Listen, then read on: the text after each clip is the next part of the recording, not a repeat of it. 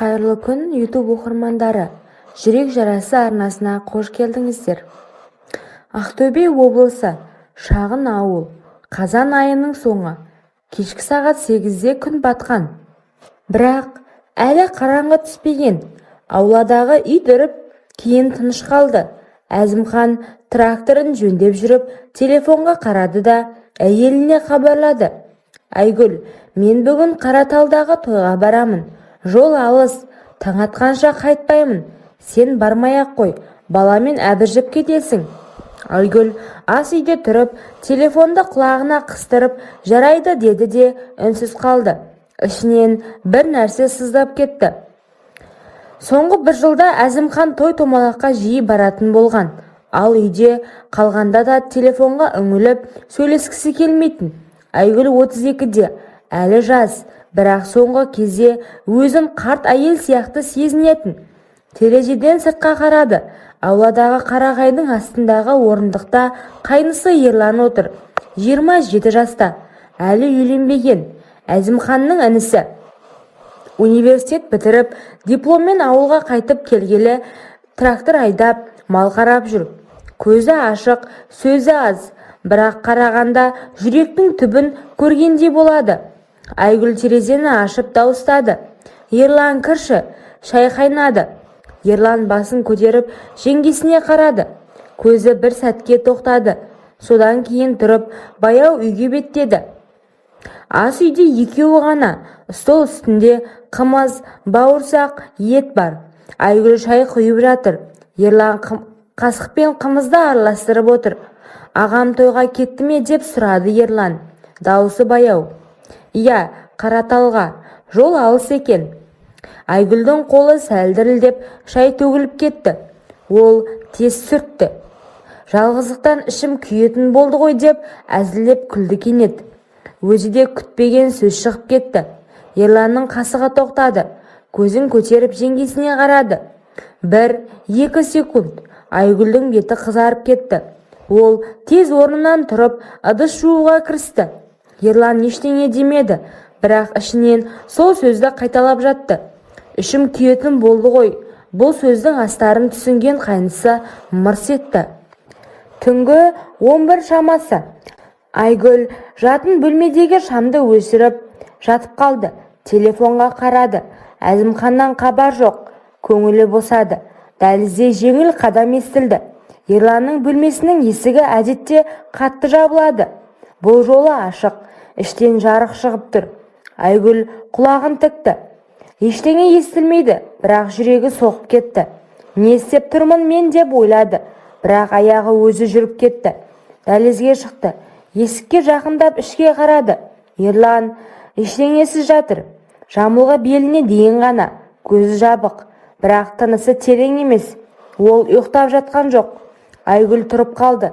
Дене ыстық болып кетті. Қолын есіктің тұтқасына қойып, бір қадам артқа шегінді, бірақ екінші қадам жасай алмады. Ерлан көзін ашпады, бірақ ернінде жеңіл күлкі пайда болды. Айгүл есікті сәл итеріп ішке кірді.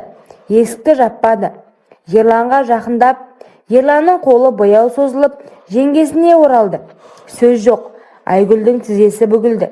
Ол отыра құлады. Ерлан саусақтарымен Айгүлдің мойнынан бастады. Баяу, асықпай.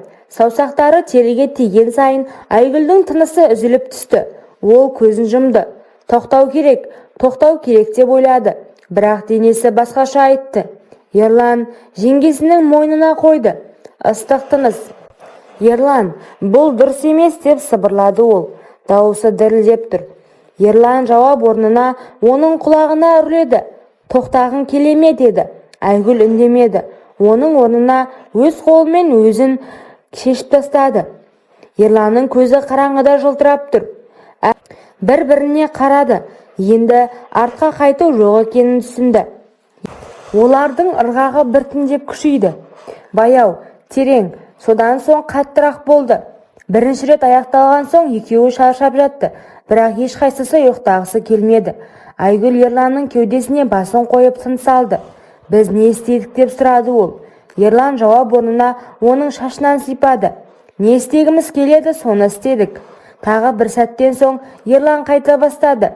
Бұл жолы Айгүл болды. Айгүлдің дауыстары шыға бастады. Терезеден түскен ай жарығы екеуінің күміс түске бояды. Үшінші рет, төртінші рет екеуі де шаршады, бірақ тоқтағысы келмеді. Таңғы 5-те екеуі бір-біріне оралып жатты. Енді не болады деп Айгүлдің көзінен жас шықты. Ерлан үндемеді, тек оны қаттырақ құшақтады. Таңғы 7, Әзімхан әлі жоқ. Айгүл тұрып дәлізге шықты. Ерланның бөлмесінің есігі қайтадан жабық. Ішіндегі жарық сөнген. Айгүл ас үйге кіріп, шайнекті қойып, қолы дірілдеп тұр. Телефонға қарады. Әзімханнан хабарлама. Таңертеңгілік асы уақытында келемін. Қымыз бар ма? Айгүл жауап жазбады. Көзіне жас келді. Ерлан дәлізден шықты. Киім киген, шашы таралған, ештеңе болмағандай. Шай ішесің бе деп сұрады. Айгүл дауысы қатты шықты. Ішем деді Ерлан, бірақ көзін Айгүлге қадамады. Күндіз Әзімхан келді. Тойдан шаршап, бірақ көңілді. Кеше жақсы өтті деп әңгіме айтты. Айгүл күліп басын изеді, бірақ іші күйіп тұр. Ерлан аулада трактор жөндеді. Кейде жеңгесіне қарап қояды.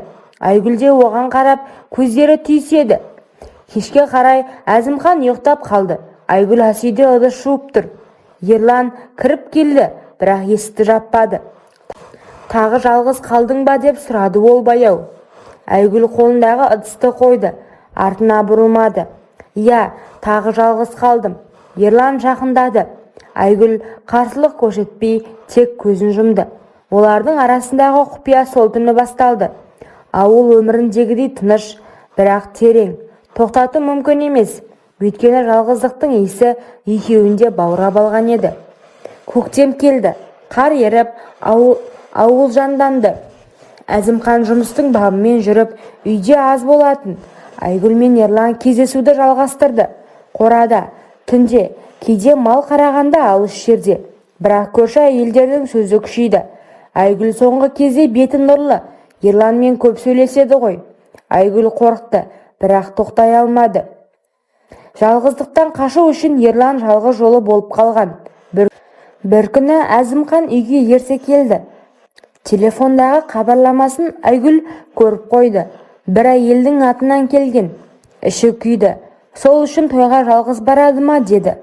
Әзімхан, сен неге соңғы кезде өзгеріп кеттің? Бетің жылып тұр деді күдікпен. Айгүл, ештеңе жоқ, көктем ғой деп жалтақты. Бірақ түнде Әзімхан ұйықтамады. Телефонды қарап, бір хабарламаны оқыды да беті қарайып кетті. Айгүл ұйықтап жатқандай көрінді. Бірақ жүрегі соғып тұрды. Ерланға айтты, ағаң күдіктеніп жатыр, сақ болайық.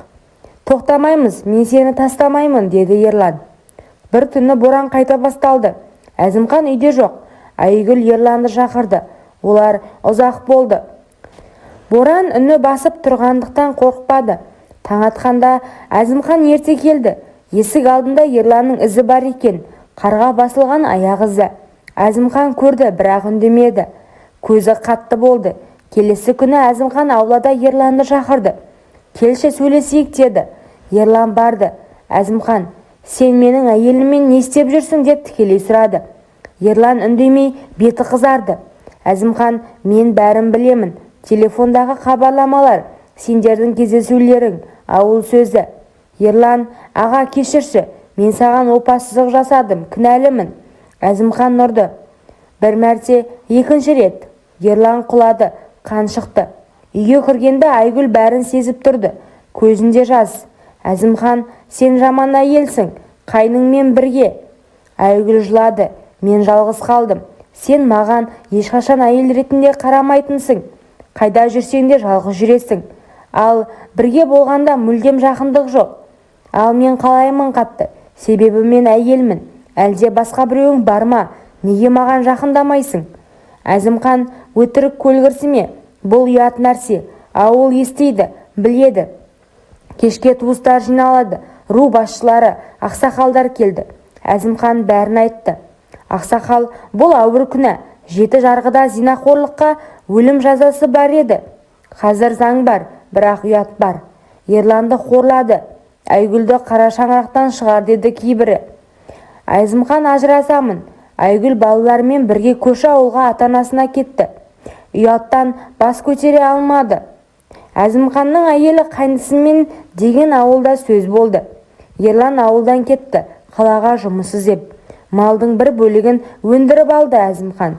Әзімхан жалғыз қалды. Телефондағы басқа біреуі де жоғалды. Ол да ойдан шыққан күдік еді. Айгүл балаларды өзі бақты. Ерлан қалада тұрып, бірақ хабарласты, кешірім сұрады. Айгүл, бұл үлкен күнә болды. Мен жалғыздықтан шаршаған едім. Ерлан, мен сені әлі де жақсы көремін деді. Бірақ қайта бірігу мүмкін емес. Ауыл ұмытпайды. Әзімхан әйелдерден көңілі қалып, сол күйі үйленбеді. Ауылда мұндай оқиғалар ұмытылмайды, бірақ сөйлемейді. Құпия ашылған соң өмір өзгереді. Отбасы бөлінеді, адамдар көшеді, ұят қалады. Бірақ өмір жалғасады. Мал қаралады, балалар өседі, тойлар өтеді. Айгүл кейде түнде ойлайды. Егер Әзімхан мені кешіргенде, мен опасыздық жасамағанда бәрі басқаша болар еді. Жалған нәпсіге еріп, отбасымнан бір жолы айырылдым. Мағанда обал жоқ. Бірақ өткен. Ауыл өмірінде құпиялардың соңы ауыр болады. Кейде мәңгілікке дейін сақталады, кейде ашылып бәрін бұзады.